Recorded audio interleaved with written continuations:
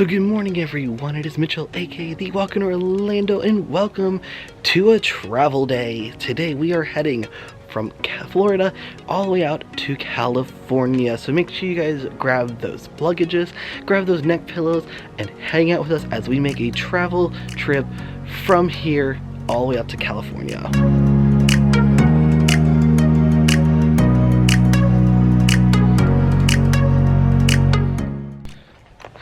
So it is, like I said, as you just saw. So as you see, we are heading to California today. We are spending a good long weekend out there, all the way from today all the way to next Tuesday, with one day going to Walt Disney Studios for a studio tour and hanging out in Hollywood, to Universal on Friday, to Disneyland for the rest of the weekend, including staying at the Disneyland Hotel in a 2-bedroom junior suite. So it's going to be an absolutely fantastic weekend. But as I said before, today it's all about travel, so we are going to be starting out as ungodly early as it is in the morning. We actually are supposed to be up about an hour ago, and we had to leave in like 10 minutes. But luckily, we got packed last night, so it makes life easier.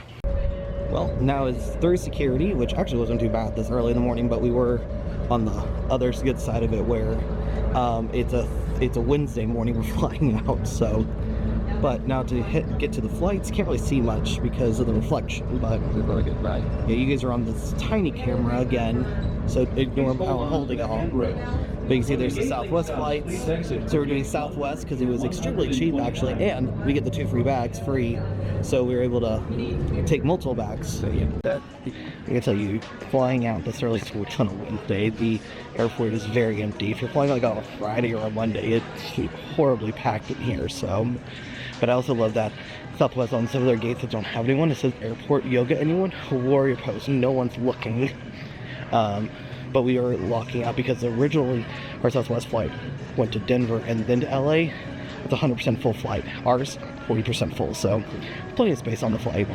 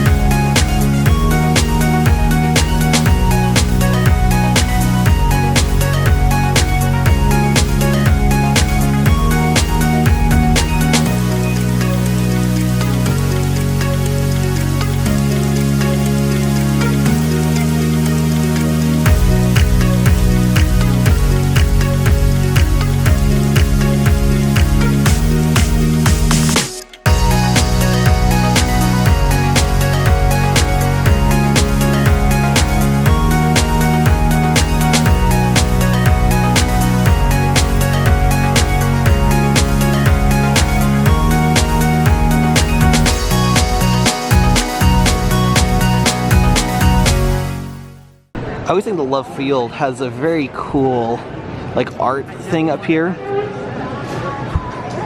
But yeah, so right now we have our next flight does not start boarding for another hour and 18 minutes. So got some priorities I gotta take care of right now. Well, and there means we are now in LA. Right now we're currently waiting for our bus to show up for Enterprise, but it looks like they started working on like a sky monorail as well, so a new one. But we are having to rent a car, so unfortunately we're going to have to rent a car and drive in LA traffic. Now, one of the things I wanted to tell you guys about was our tour to the Walt Disney Studios. Now, I do have all the pictures and everything, so I'll showcase those pictures throughout it so you guys could see what it was, how it was for us. So we started out by getting there super early in the morning, and I'll tell you, it's freezing cold. I was not anticipating it being this cold while we were out there. So we started out meeting in front of the Walt Disney Studios lot, and we started off by walking down the main walkway next to where the original building was. We got to see the soundstage or the Sherman Brothers Studios, where they do a lot of the music and a lot of the stuff like that. And we continue on down, learning all this history, including making a stop at Pluto's Corner. Now, Pluto's Corner is kind of fun because this is like, you see this quite frequently. It says Mickey Avenue and Dopey Drive, or Dopey Avenue and Mickey Drive. One of those, I can't remember what it was. But then it shows you the steps before all of animating and everything of that nature. So it's pretty cool. Plus, there's on the corner, there's a point where you see 3 paws, and Pluto is missing a paw because he is currently peeing on a fire hydrant right there. So that was pretty cool to get to check that out. Then they took us, our guide took us over to the animation building, where we got to go through some of the process of how animation is done. And there's 3 levels to this building, so we worked all the way through this building, checking out all the different ways they go about animating everything, and going about and checking everything out of that nature. And so we got to go all through that, checked out some pictures of Walt Disney doing stuff like that. But that was really cool. Because it was kind of cool seeing like the process of how animation works, but also seeing some classic pictures of Walt Disney himself in this studio, where a lot of people were it was a very, like, in my mind, I can imagine how this place would have looked in the 50s and the 60s, or really in the 60s, before Walt did pass away, with everything of that nature, including taking us all the way down to the basement, where they would take the old cells and take them down through the basement and up a giant hill, where they ended up having kind of some fun with these cells by sliding down the giant hill on these cells. And these were not archived back in the day. These were not taken care of back in the day. So those early movies, you don't have very many of these cells saved. Nowadays, you do have more and more cells saved and are in the archives for Disney, so you can see that. Once we went through all of the animation building, we were able to go out to the Legends Courtyard space. Now, the Legend Courtyard space is in front of the main Disney Studio space, where you see Dopey and the other 6 dwarves holding up like the building, and the 6 dwarves underneath Dopey are 19 feet tall, and they said Dopey was 12 feet tall. Now, this is going to be the space where all of the Disney legends for Disney have been immortalized and have been cemented their legacy. Different people, from Roger Broggie to Iwerks to Bob Gurr, and the ones that have their handprint were alive when they were given the award. The ones that do not were not, unfortunately, alive when they were given the award. Now, what's pretty cool is they ended up having a partner statue here. Now, there are only 3 partner statues in the entire... There's like 4... There's all sorts of partner statues throughout the world. I was thinking of the Roy one, partner statue at all the Magic Kingdoms in the world, but this is the only one that you can get up close and personal to without getting thrown out of a park. So it was pretty cool getting to take a picture with that. From there, we ended up going over to the Frank G. Wells building, where we got to go to the Disney archives, where we got to see the old Walt Disney's desk in this space, as well as different things and a timeline of everything that happened. Now, the cool part about this was we got to check out one of the 30 plus Oscars Walt Disney himself did win during his time while animating and while he was alive. Now, I can't remember. Hopefully, I remember what the movie it came from, but it's pretty cool because we even got to take pictures. All me and my family, including Kayla and my sister, got to take pictures and we got to see it up close, which was absolutely amazing and so much fun to check out. Then we got to check out the ink and paint building, which I don't have any. I think I may have 1 or 2 pictures of here. But the ink and paint department was pretty cool, except the fact we had to be really quiet because all these spaces are still office spaces that are still used. And it's pretty cool knowing that the ink and paint department still is alive and well, but there are only 6 ink and painters nowadays. Now, something that they would like to see is more and more people get into that because they do run limited edition sales and everything of that nature. And so it was pretty cool getting to see that. And at the very end of the row, there's something I could not take a quick picture of at all. And it was the Lucasfilm studio space. So fantastic. It was really cool to get to see where that goes. Even saw a couple people go in there, and we kind of could see a little, but couldn't take any pictures, any videos of that nature. There were no video recording allowed. That's why I'm going over our tour. We then got to go into the backlot space where the water tower. Getting to check out their water tower, which we didn't realize that Roy was going to die on one hill, and that was having 6 legs on his water tower because he believed it was more aesthetically pleasing to look at. So the fact that back in the day that was $3,000, and we got to talk about the space that was across the way from the studio lot that would have turned into the potential of what Disney wanted to create in Disneyland. Now, as we all know, that had changed. He went about 30 miles south to Anaheim and created Disneyland, and pretty much the rest is history from that point. So we got to check out plenty of the studios, including Soundstage 2, which is one of the largest in the world, including having a removable space that can be... it had a removable area where you can actually fill the space with water, and that's where they filmed 20,000 Leagues in the Sea, where they did a lot of the testing and everything of water rides and everything at Disneyland in this soundstage. So it's pretty cool to get to kind of see that history on top of the studios as well.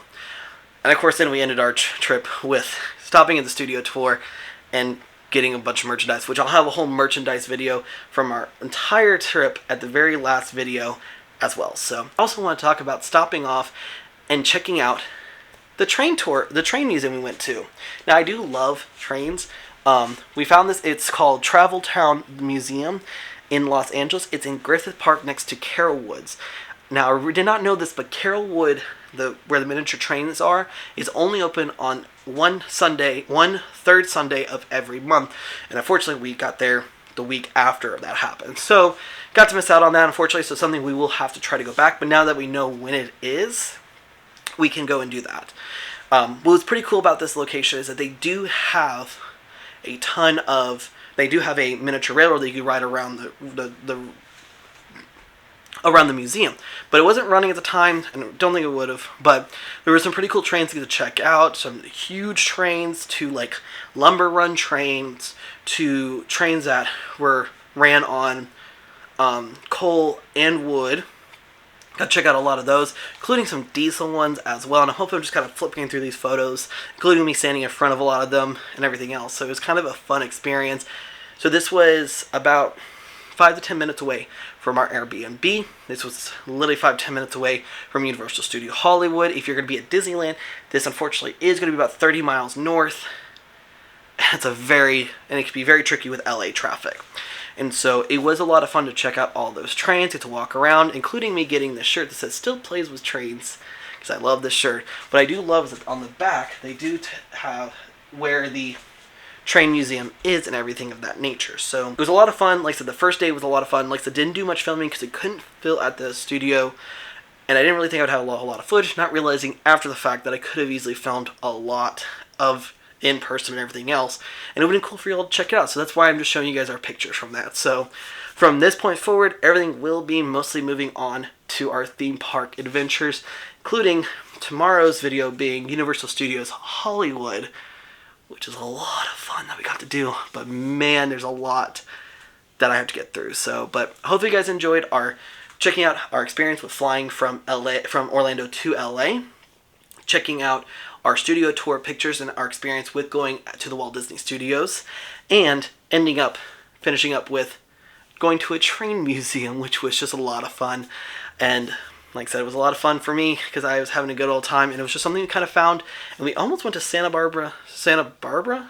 Monica Pier, but It was going to be a 30-minute drive out there, but the traffic coming back would have probably made an hour to get back to the room, and the next day we were heading to Universal Studios. So, but with all that being said, hopefully you guys enjoyed our experience of flying out to LA and our first day of doing some fun things around LA that is not theme park related, even though one is still kind of Disney related. So, but besides the point, it was a great time. If you want to check out the rest of the playlist, it will be right here. So if you're just finding this video for the first day, it'll be all right here.